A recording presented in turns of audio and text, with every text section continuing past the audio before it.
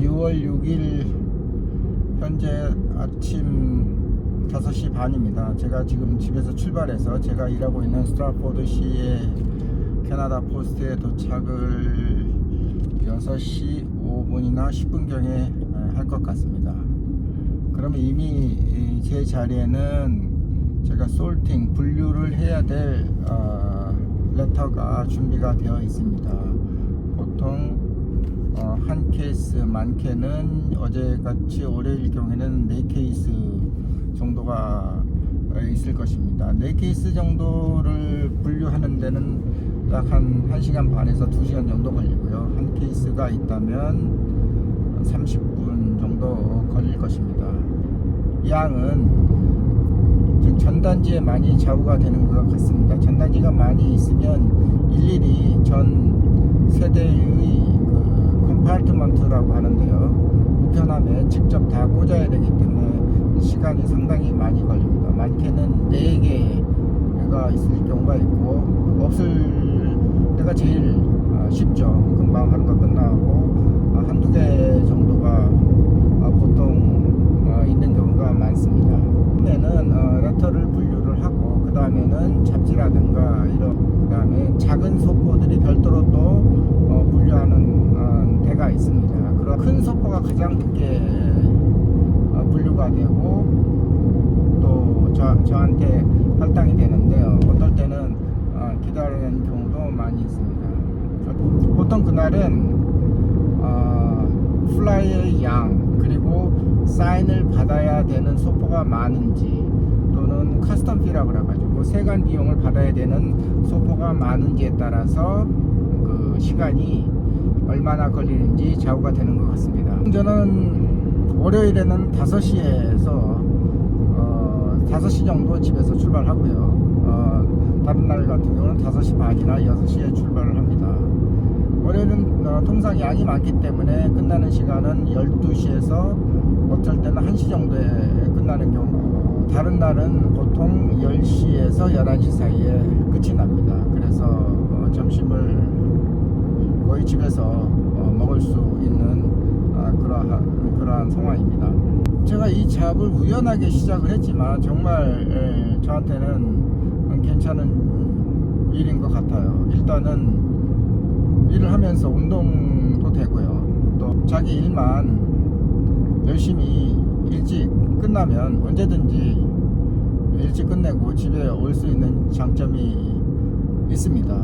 또 정해진 휴가가 정기휴가 3주 이외에 병가가 또 추가로 3주가 있기 때문에 그 6주 이상을 유급휴가를 쉴 수 있는 그런 장점이 있고, 캐나다 포스트는 펜션이 확정급여형입니다. 그렇기 때문에 아무리 어떠한 회사에 문제가 있더라도, 연방정부 기관이기 때문에 문제가 생길 리가 없겠지만 연금이 확정적으로 급여가 보장이 되고요. 또 유니언이 강력하기 때문에 어떠한 일에 있어도 불리한 일을 당하지 않을 그러한 확률이 상당히 높습니다.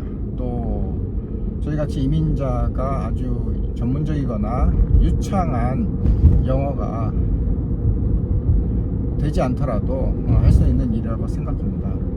다만 혹독한 겨울이라든가 뜨거운 태양이 비추는 여름 같은 경우는 힘이 들 수도 있습니다. 그렇지만 다른 일도 다 비슷한 그러한 입장이기 때문에 제 생각에는 그 정도는 큰 문제가 아니라고 생각을 합니다.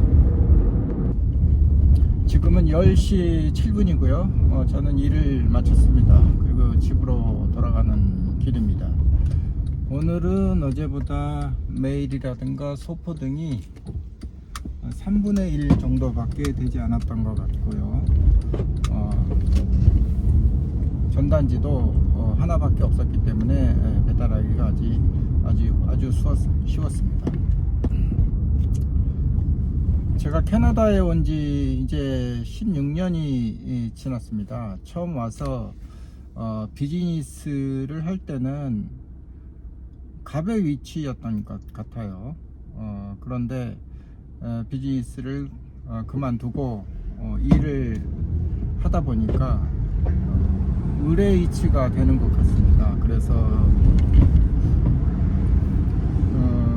어느 정도의 서름도 당하고, 또 제가 생각하기에는 차별이다 싶은 그런 대우도 많이 받았던 것 같습니다.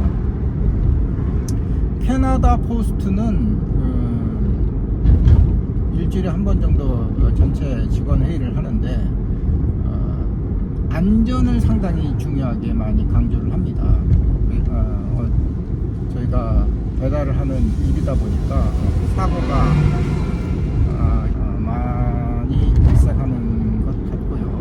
교통사고라든가 아니면 디포 내에서의 어떤 안전사고 등이 많아서 매주 회의를 할 때마다 안전에 대해서 경각심을 일깨우는 그러한 것들을 많이 합니다. 제가 처음에 일을 했을 때 되게 이해하기 힘들었던 점이 있었는데요. 저는 운 좋게도 얼마 되지 않아 제가 조금 적은 그러한 루트를 배정을 받게 돼서 제 개인 루트를 소유를 해서 그 루트를 이제 배달을 시작했는데 상당히 작았죠. 그런데 이 지역이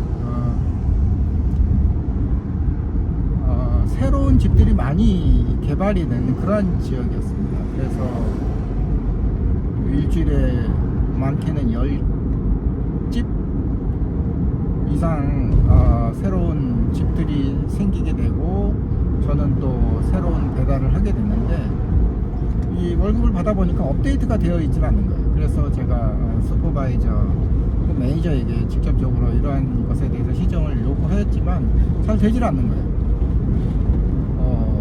수차례에 걸쳐서 유니언에게도 얘기를 하고 까지도 얘기를 하였지만 시정이 되질 않더라고요. 그래서 그 부분 거대한 공기업이 이런 부분에 대해서 정확하지 못할까 이해하기 힘들었던 그런 적이 많이 있었습니다.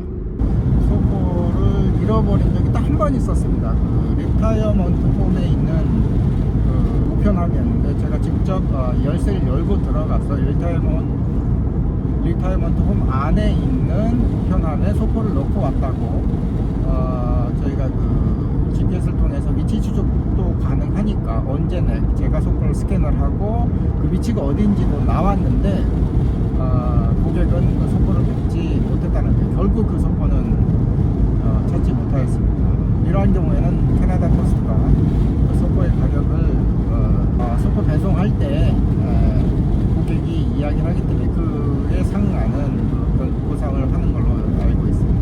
팬데믹 초기에 되게 무서웠죠. 저 때문에 제 가족이 감염이 됐지. 저는 어차피 밖에 돌아다니면서 배달을 시작되자마자 저는 집에서 마스크를 제작을 하거나 마스크를 사서 쓰고 다녔어요. 그래서 회의 시간에 왜 우리 마스크를 쓰지 않느냐, 지금 팬데믹이다, 이 바이러스가 지금 창궐하고 있다, 이렇게 하는데도 중철만차하는 거예요. 3번에 걸쳐서 강조를 했는데도 아무도 마스크를 쓰지 않았습니다. 3개월 동안 저 혼자만 마스크를 쓰고 디포에 출근을 했던 것 같아요. 근데 재밌는 것은 나중에 팬데믹이 끝나고 모든 그 제재 규정이 완화가 됐음에도 불구하고 저는 이미 마스크를 상당 기간 전에 벗었죠. 상당수의 그 직원들이 마스크를 여전히 쓰고 있는 걸 보고 참 재밌다 이런 생각을 하게 됐습니다. 처음에 일을 시작을 할 때 재밌는 것은 직원들이 엄청나게 말을 많이 하는 일을 할 때 진짜 무슨 시장 홍해사처럼 큰 소리로 서로 웃고 떠들고 얘기를 하는데 저는 알아들을 수가 없으니까 무슨 소리인지 그냥 제 일만 열심히 하고, 어떤 때는 좀 소외감도 느끼기도 했고, 또 어떤 때는 너무 편안하고 무슨 말 하든 마음은 되게 편해졌고요. 가끔 저조차 제가 농담을 할 정도로 그런 여유가 생긴 것 같습니다. 뭔가 그렇게 큰 일을 하는데 자고 해소가 되지 않는다 그렇게 생각합니다. 한 군데 디포에서 잠깐 한 적이 있는데 그쪽에서 엉뚱한 사람들 많이 만나고 슈퍼바이저라든가 이런 사람들이 상당하게 무례하고 말을 하는데 엉뚱하게 얘기를 하고 그래서 상당히 놀랬던 그런 경험이 있는데 어딜 가든지 그런 것 같아요. 어떠한 조직이든지 예상을 뛰어넘는 그런 행동을 하는 사람들이 있는 것 같습니다. 일하는데 그냥 그런 어려움은 겨울입니다. 겨울. 길이 미끄럽고 또 운전하는데 위험하고 겨울만 잘 버틴다면 여름은 천국입니다. 여름은 12월, 1월 이때가 피크 시즌입니다.